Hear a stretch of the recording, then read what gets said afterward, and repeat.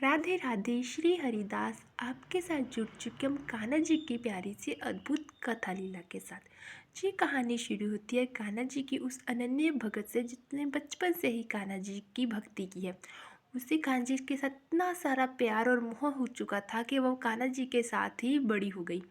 कान्हा जी की बातें सुनकर उनके देख देख कर उनकी भक्ति कर कर कर अब उसकी शादी की उम्र हो गई तो उसके माता पिता ने उसकी शादी वृंदावन के एक गांव में कर दी।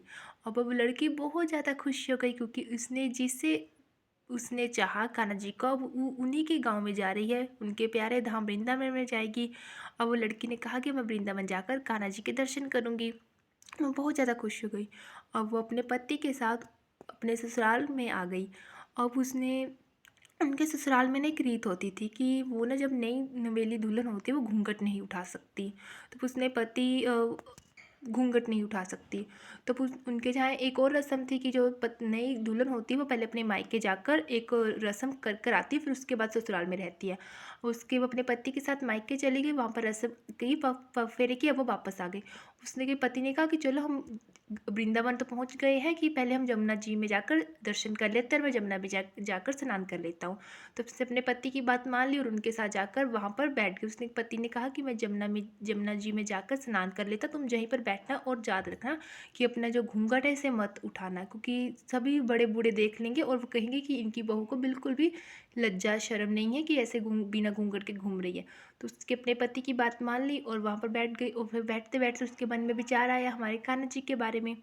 उसने कहा कान्हा जी की उम्र शायद 20 वर्ष हो गई और जो मेरे पति है उनकी उम्र है 24 साल, क्यों ना मैं जो मेरे कान्हा जी है वो मेरे पति से छोटे हैं, इसलिए जो कान्हा जी है वो मेरे पति के हो गए हैं छोटे भाई। और रिश्ते में मेरे कान्हा जी लग गए हैं मेरे देवर, क्योंकि मैं उनके गांव में हूँ ना, तो इसलिए कान्हा जी मेरे ससुराल के रिश्ते में मेरे देवर लग रही है।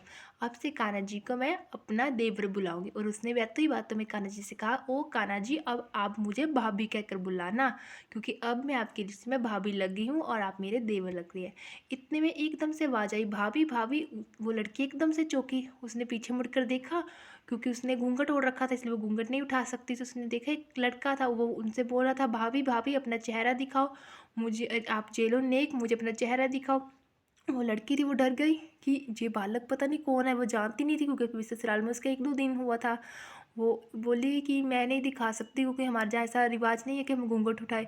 तो वो लड़की ने एकदम से उसका चेहरा देखकर भाग गया। वो जो लड़की थी वो डर गई। जब उसके पति है तो उसने मेरे पति को सारी बात बताई कि एक बालक उसका ज़बरदस्ती चेहरा देखकर भाग गया और उसे भाभी भाभी बोल रहा था। तो जो लड़का था उसका पति वो बोला, तुमने मुझे बताया क्यों नहीं, क्योंकि अब हम ये बदनामी होगी हमारे कि इस तरह तुम्हारा क्या चेहरा देख लिया।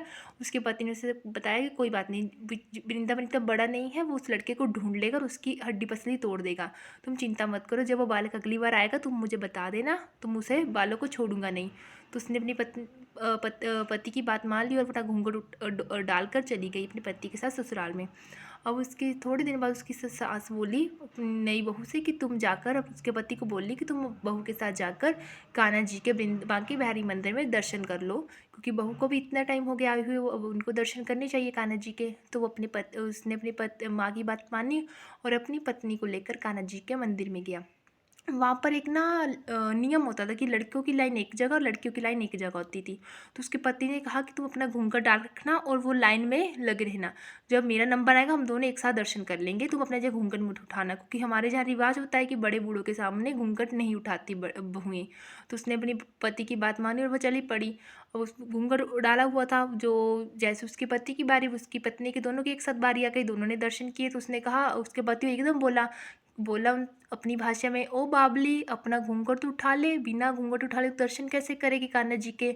तो वो एकदम से चौंकी और उसने मेरे घूंघट उठाया तो देखा सामने जो बांके बिहारी जी है उनकी अद्भुत प्रतिमा थी। वो एकदम से प्रतिभा की देखकर बोली, अरे ये तो वही बालक है, सुनिए सुनिए सुनिए। वो एकदम से उसका पति ने कहा, क्या हुआ बोलो। इतनी जोर जोर से चिल्ला रहे थे, सभी लोग उसकी तरफ देख रहे थे। तो बोले, ये तो वही बालक है जिसने जबरदस्ती से मेरा घूंघट उठाकर मेरा चेहरा देखकर मुझे भाभी भाभी बोल रहा था। तो जो पति था उसने कहा, जे वो बालक है, उसने कहा हाँ हाँ जे वही बालक है जो मुझे भाभी भाभी बोल रहा था, इसने मेरा चेहरा देखा। तो जो उसका पति था वहीं पर खड़े-खड़े हैरान हो गया और वो वहाँ पर रोने लगा। उसने कहा ये हम बांके बिहारी जी हैं, बल्कि जिन्होंने तुम्हें आज इस रूप में दर्शन दिए हैं। फिर उस लड़की ने सारी बात बताई कि मैंने बांके बिहारी जी को अपना देवर माना था। जो वो लड़का था उसने कहा कि अब वो अजय ही जो कान्हा जी है तुम्हारे देवर के रूप में तुम्हें आकर दर्शन दिए। तो बोलिए प्यार से बांके बिहारी लाल की जय। अगर आपको हमारी ये कहानी अच्छी लगी हो तो हमारे चैनल को सब्सक्राइब कीजिएगा। राधे राधे।